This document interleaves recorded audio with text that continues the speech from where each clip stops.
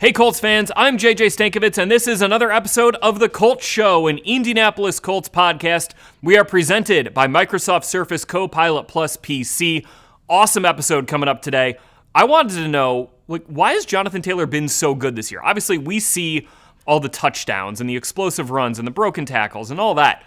But what really makes Jonathan Taylor the best running back in the NFL? I went to go answer that question with Colts running backs coach DeAndre Smith. We had an awesome chat coming up here on the podcast. We also talked a little bit about Ameer Abdullah, who's quickly becoming one of my favorite dudes on this team.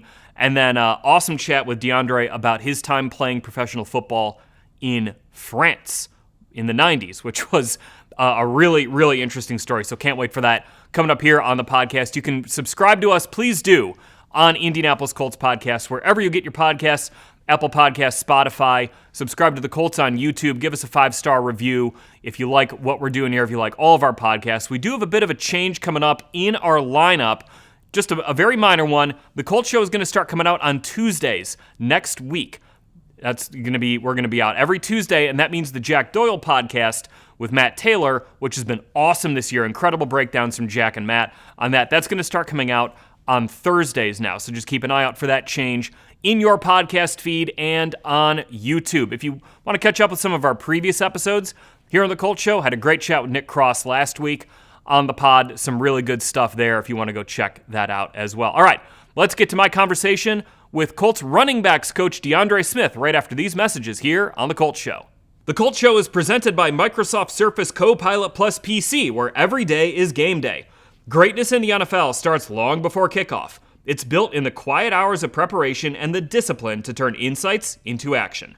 The Indianapolis Colts rely on Microsoft Surface Copilot Plus PCs to turn preparation into performance. With real-time AI-powered insights right on the sideline, coaches and players can make smarter, faster decisions when it matters most. From the field to the front office, Microsoft Surface Copilot Plus PCs are transforming how the Indianapolis Colts prepare, strategize, and win. This isn't just about football. It's about unlocking potential wherever the game is played. Bring the whole crew to Lucas Oil Stadium. The family 4-pack gets you 4 tickets and 2 Qdoba entrees for just $200. It's the perfect way to catch the Colts versus Jaguars game on December 28th. Don't wait. Grab your family 4-pack now at colts.com/promos. Can't make it to Berlin? Join us at the Rathskeller for the official Berlin game watch party presented by Bud Light. Doors open at 8:30 a.m. before the 9:30 a.m. kickoff. Enjoy the atmosphere, grab a Bud Light, and cheer on the Colts against the Falcons with fellow fans. It is my pleasure to be joined here on the Colts Show by someone who has had an up-close look at Jonathan Taylor's remarkable start to the 2025 season. Running backs coach DeAndre Smith. How you doing? Doing great. Thanks for having me. How could you not be? Colts are 6-1. I mean, it's a pretty good nice start to the season here. Not a bad start at all. JT is doing a lot of great things, and it's fun to see. And team is rolling. The offense is doing a great job. Defensive guys are playing well. Special teams. So I like where we're at as a whole team. So tell me about what's like one little detail that when you think about Jonathan and the season he's having so far.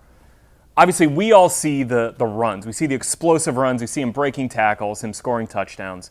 What do you see that has led JT to have the start to the season he's had so far? Number one, he's healthy. So I've always believed that's a key, just keeping him healthy. And this, I feel like, is the first time I've been with him the last 3 seasons now, or 2.5 seasons, that he's been healthy. And I can work with him in developing all the little things that are important. And what he's doing from just learning the offense, understanding the offense, being detailed, and challenging himself. Being a better pass protector, catching the ball out the backfield. So this season has been like, hey, we can get all these things put together so you can go out and play your best. But the thing I guess I'm more pleased with is just his ability to learn, retain information, and try to get better every single day. That mentality that he has, I mean, he's had a season where he's had 1,800 yards and 20 touchdowns. And he's talked about it this year that he feels like he's a more developed player, in 25 than he was in 21 when he had that season. So like when you talk about him, learning more of the offense and kind of digesting more of this, how has that now helped him within maybe the structure of this offense this season? So say, for instance, when we're in practice and we're going through a drill and there's some things I'm working on with the footwork, and then the next level, it's like, hey, now let's use your imagination. There's a safety, he's going to come down and make a play. This isn't like individual. Individual. It's a safety's going to come down and make a play. Use your imagination, make a move, do something, right? And Tennessee game, the first time we played him, that run that he had when he spun, I can literally go back and I say, hey, man, there you go. We had just worked on that 4 days prior to that, and he used that in the game. And when he is at that level now where he can just go react, and he knows the plays, he knows kind of how we're fitting things, he can go react and use his natural ability. That's where you see these runs now where I feel like he doesn't have to think about it now. He can just go play fast. So you're talking about like you're going through individual warm-ups, which like as someone who, I'm sure we've had listeners, viewers go to training camp practice and they're watching those like, what do you – what I don't know what I've been covering football for 15 years. I sometimes don't know what really is going on in those. But like those little details, even though he's doing it on air, can lead to one of the most remarkable touchdown runs that I've ever seen happen. Oh, absolutely. And it was just a simple, we probably worked within a 10, 15-yard amount of space, and it's just working on your foot quickness and movement. And I'm a big believer in training your feet to make moves that you're going to make in a game. And I like to be able to do a drill and then see the drill applied in the game, and then you see the result. And in that particular touchdown, we do those type of movements a lot. And then he added the spin, which he had practiced that 4 days earlier, and he was able to get to that level and say, oh, you know what, I did this on Wednesday, let me hit him with a spin. And then he spun out of it and he did it. But yeah, when we're doing those drills, a lot of coaches get on me because I have a lot of different things going on. So it looks kind of cool and fun because I'm going to have some bags, some cones, a pop-up. But there's things that I'm trying to get out of it and do it in a short space. Again, so when you can apply it in real life, then the guys can do it pretty fast. So coaches get on you. Does Reggie ever call you like Carrot Top walking out with all your props? Oh yeah, absolutely. I get it all the time. It's like, man, what we got going on with recess today? So I get that a lot. In the meeting room, when you're working with Jonathan, you're installing the game plan for the week. Something that JT mentioned is kind of what we've been talking about how Daniel Jones came in, and he had already so much of the playbook ready that they've been able to, as an offense, have been able to kind of build and go from a really strong foundation into like the next level of things. As you're installing it, how is JT's grasp of this entire offense, not just himself in it, but grasp of the other 10 guys on the field? How has that kind of manifested itself? Well, we spend a lot of one-on-one time. He's not on special teams, so I get some extra time with him doing some of those meetings, and we can sit and we can talk, and I can, we put the game plan together, and here's what we're trying to attack, and this is how we're trying to block it, and I can talk to him. Sometimes I can get on the board and show him, but most of the time we're just talking, and he knows what I'm saying without actually needing me to be on the board to do it. And I think when you have guys like that, then they're advanced now in their learning. They understand, and we can communicate. And then there's some things he can see on the field that he can talk to me about that helps with just the development. And Daniel, been with him in New York, I knew kind of all those things that he brought to the table, and he just he really has done a great job that way. But it's cool with JT that he is at that level now where he can articulate, understand what we're doing, and then go out there and execute. The way that he's able to set up his blocks and set up a run where it's not just, hey, there's a little bit of a hole here, I'm just going to run straight into it. It's like I was watching a bunch of his cut-ups today of all of his first down runs, and the way it almost seems like he's like toying with safeties is so impressive. How does he get to that point where he's able to do that? Well, he's gifted with his vision and his patience. It's just unbelievable. But what I like to believe I bring to the table when we're talking about the next level, making guys miss, seeing certain things, understanding blocks, is he and I can just kind of see, and I was like, hey, this guy might be free over here, and you might want to bait him, give him a little head nod here.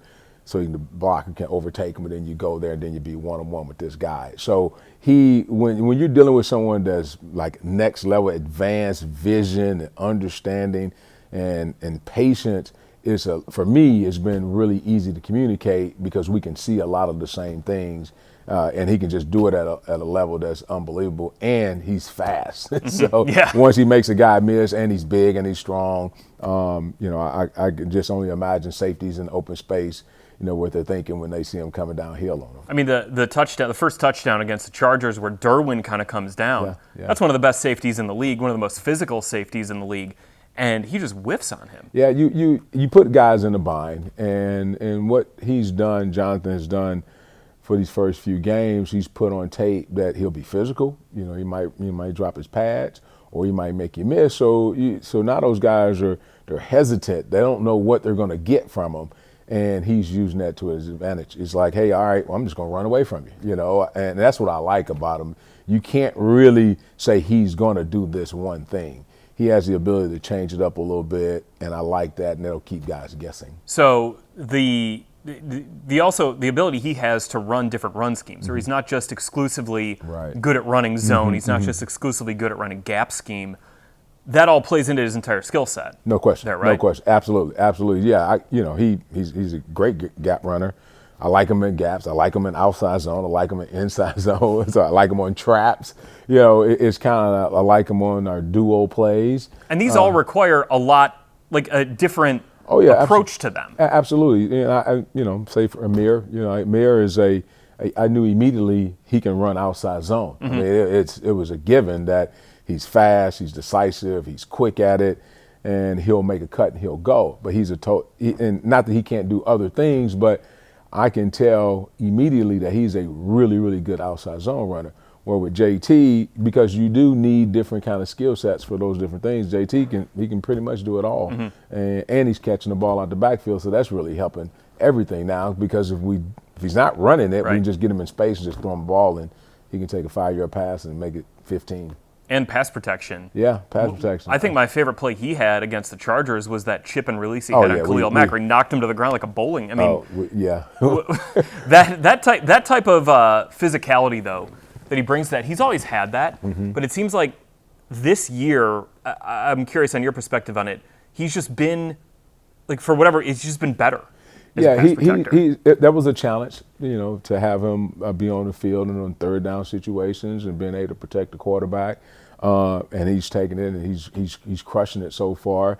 And as a competitor, we've been together for a couple seasons now. There's been times I might use another guy, not necessarily that he couldn't do it, but maybe to protect him a little bit too, because we're going to ask him to do so many different things. But really, now you can just leave him on the field. He can protect. He's getting out of his stance. He's using his hands. He's being physical. And that particular block, we all seen that. Like that we try to take pride in being great at pass protecting. And that particular block, we have these teach tapes, and we're showing guys doing a great job in those thumps. We call them thumps and chips. That I use Trey Sermon. And during the game, JT's like, oh, I guess I can get on the teach tape now. I mean, that's how important it was. I say, absolutely, he's going to be on the teach tape. So. The first time he ever lined up in a slot alignment and did one of those thumps, 2020 against the Bears, he did it to Khalil Mack. Yeah, that's what he told me too. He told me. He said he had to get him back though, so I don't know what happened. Did he get him then? It was okay. He got him, a little bit, and Phillip threw a pass that was incomplete. I think Trey Burton dropped it on the other side. But it seemed like he didn't knock him to the ground, though. Yeah. That was the thing. He mentioned that. He said, I had to get him back from, my first rookie year or whatever doing that. But he definitely got him back for sure. Did facing Lou's defense and the way that they blitz and the challenge that puts on a running back, did that help him this year in terms of pass pro? Absolutely. You can't. When you're getting that work every day, and that's always the dilemma of what you do offensively or defensively, if that can help you down the road, if you're getting it full speed or if you have to do it in walkthrough. So our defense, because of our rules and things like that and understanding how we're protecting, we had to be on it because we don't necessarily game plan against our defense. You just have to work your rules. And if you know your rules, then, you can be successful in picking up what Lou is bringing. And we did a good job on that for the most part, but helping at full speed. And you got a guy like Zaire, him and JT, they'll go at it. So it's not like guys are, being passive. They're doing what they need to do too, and our guys had to go and actually execute. So we were talking about this a little bit before we started recording. Like, are you aware when JT's having like a game? Because you don't really look at stats as a coach, right? Yeah, I don't look at the stats. This last game, I kind of got word that he was close to getting over 100 yards. So that was something that we were hoping he'll be able to do, or he was going to be able to do, but the runs didn't match up on the last couple that would have got him that. But for the most part, I wouldn't know yardage-wise, kind of where he's at. I can probably have a feel. Usually JT's good for about a 20-yard run or somewhere around there. So I figure if he get about 2 or 3 in a game, he's going to be okay, overall. So that's kind of how I gauge stuff. What do you have to do to like manage his workload during a game? I'm always constantly watching him, and he and I just we have a deal. I can look and I can kind of tell if back-to-back runs and they're longer and things like that. I kind of just try to stay on top of that and just kind of see how he's going. And we have a little deal that if it looks like he's really tired, and he kind of looks and like he might want to come out, and I always say, hey, give me one more. So he knows that if he's there, it's going to be one more no matter what. When you do need to take him out, though, you got Ameer Abdullah on this roster now. He's been in the league for 11 years. Yeah. That is, as a running back, yeah. And the kind of roles he's had to play over 11 years. When you got him here, what did you kind of realize about him? Of like, man, this is why he's been in the league for this long. He's a pro. He's a professional. He's immediately a guy that's been in the league for over a decade. And one of the first things I was impressed with, he was a yes sir, no sir kind of guy. For a guy that has done it as well as he's done it, and that was probably the first thing I noticed was he's like, yes sir, coach, and he was willing to learn, and because I wasn't sure how long I had to get him ready, so we hit the ground running, and I mean he literally just studied all day, all night, and he came. By the first week he was ready. We could have used him if we needed him, and we didn't that first week, but the second week he was ready.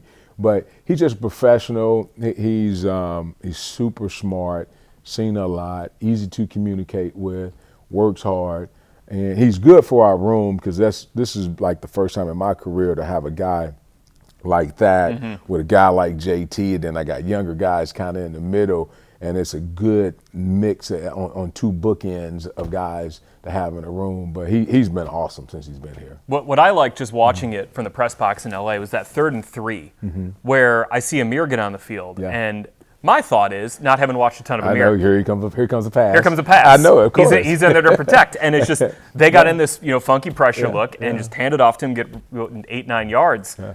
That's just like, that. I was like, man, that was awesome. Yeah, well, again, when you're working with these guys every day, you have a feel on what they can do. Like you knew. I knew. Yeah. Oh, absolutely, I knew. And I thought that would be a great situation because, number one, he was going to hit it. And again, he can run outside zone, but he can run inside zone too. And he's tough. And this stage of his career, this opportunity, I know he's thankful for it. He's going to give me everything he has.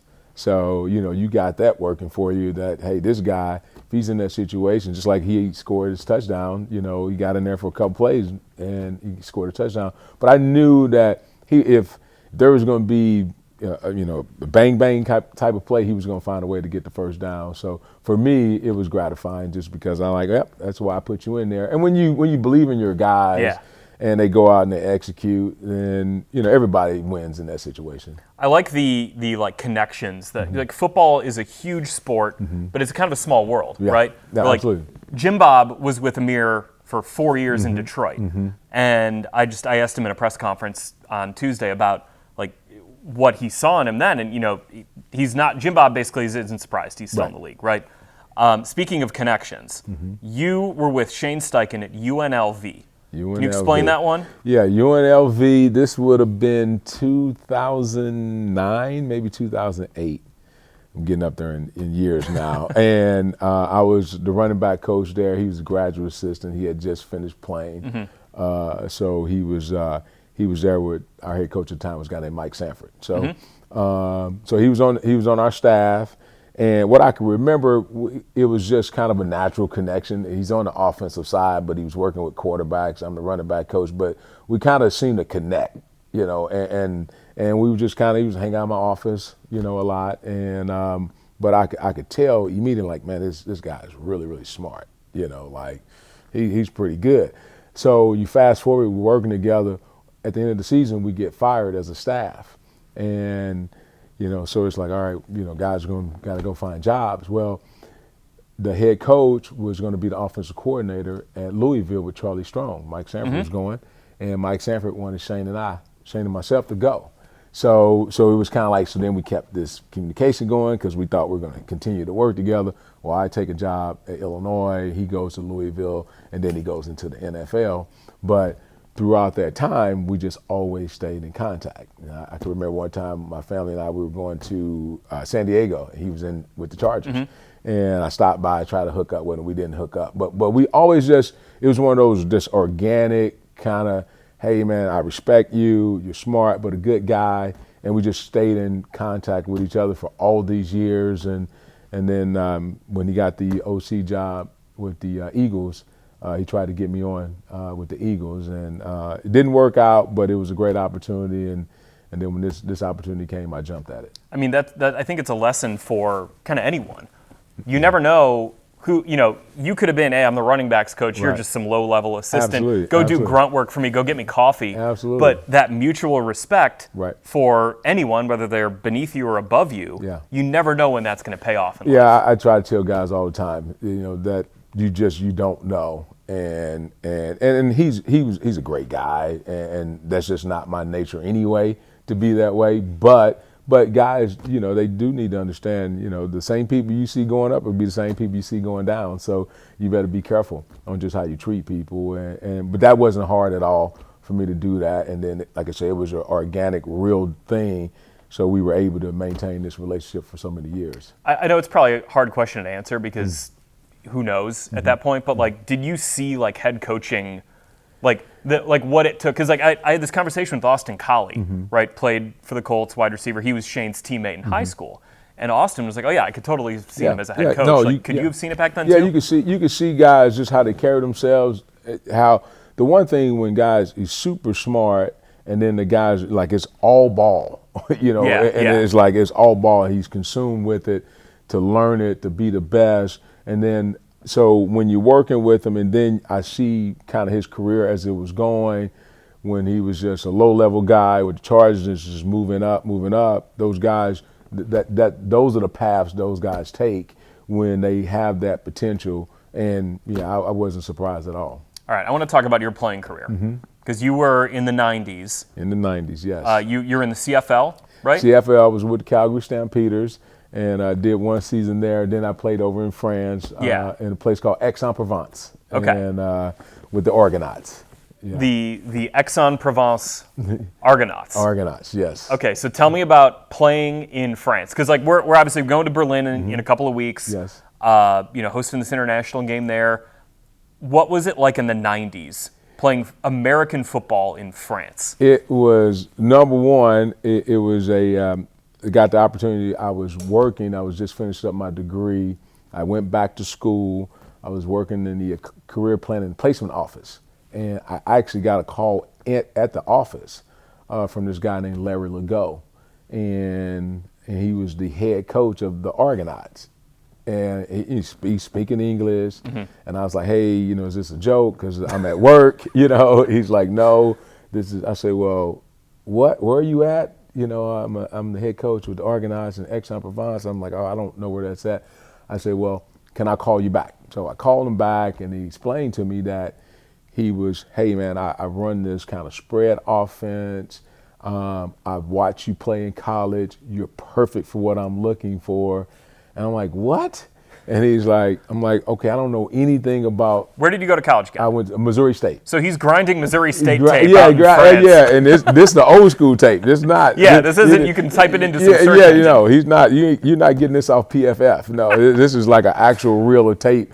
So I'm totally confused on how this is all happening. Well, we talk and we're communicating, explain to me, hey, we play in the top league over in Europe and this is my team and I've been in Switzerland and he's a Canadian, he's a French Canadian guy. So he can speak French and he can speak English at the same time. So it was really wild.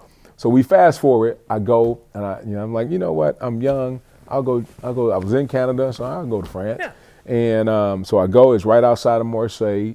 Right on the tip of the French Riviera, so south of France, and it was a top organization for that level. I equate it to, it's probably because you have to play with the Frenchmen and you can get like 3 Americans. It's probably a good Division II type level of player, maybe 1AA. I mean, we didn't have great players. You're pulling from Wisconsin Whitewater. Yeah, exactly, that type. And you have some elite which is guys. A good school. I don't mean to disrespect. Yeah, Wisconsin we don't Whitewater, disrespect it. Them guys play good football. Yeah. But it's not real.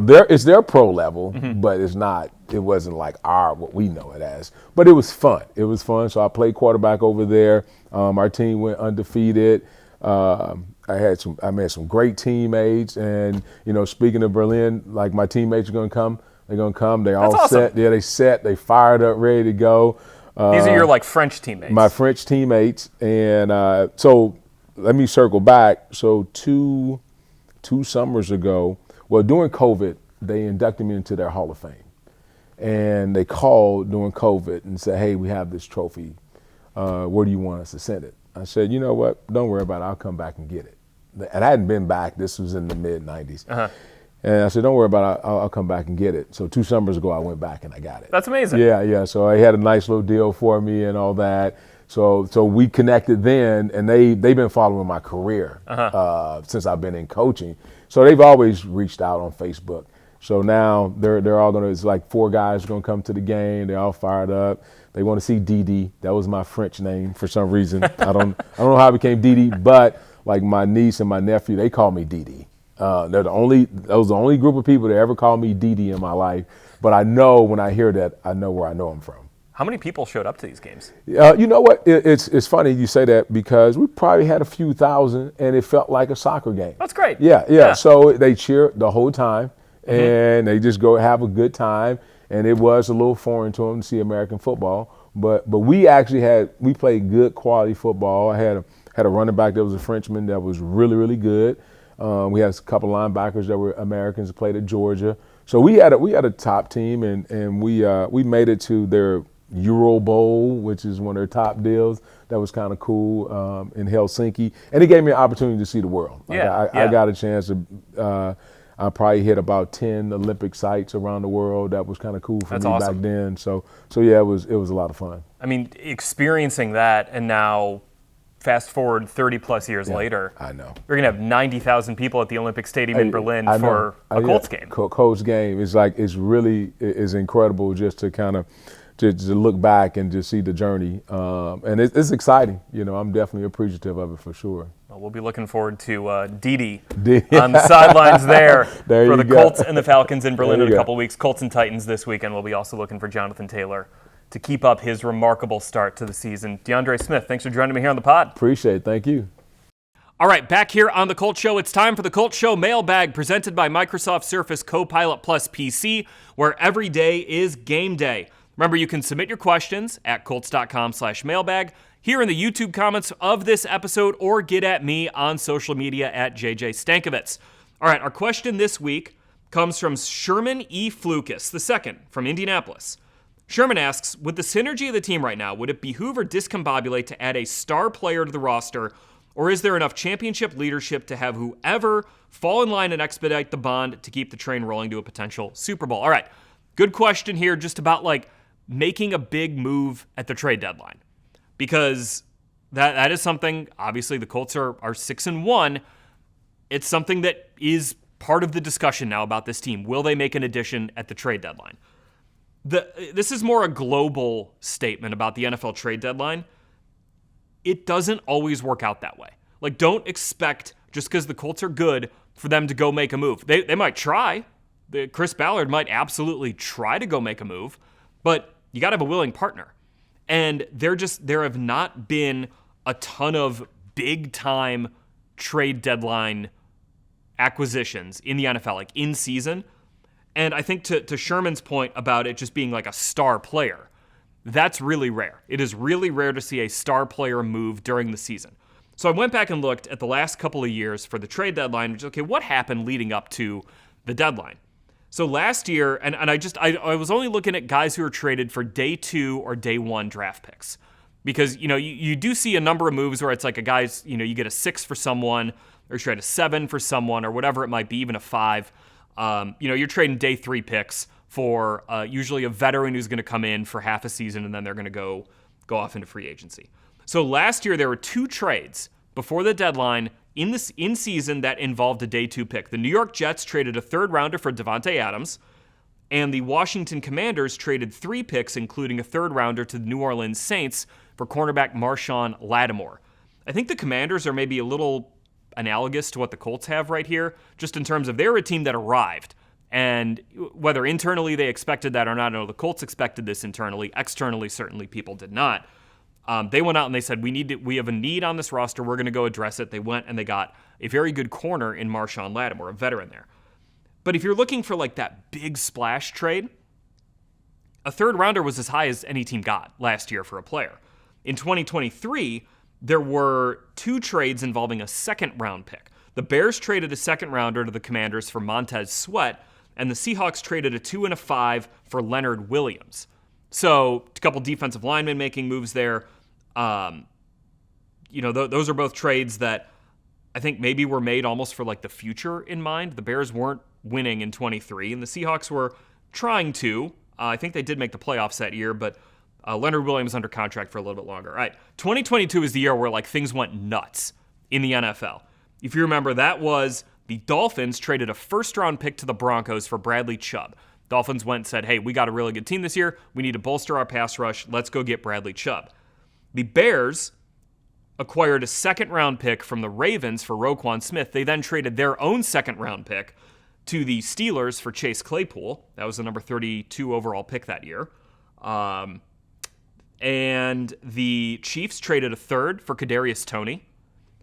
And the 49ers traded 4 picks for Christian McCaffrey. So like 2022 is the year where like things were just like nuts. It's like, oh my, that's the best trade deadline the NFL's ever had. It felt like an NBA or MLB one.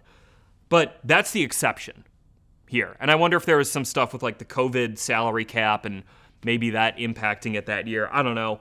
All I know is that like this stuff doesn't happen very often because of 2 big reasons. Number 1, teams do not want to give up on their season.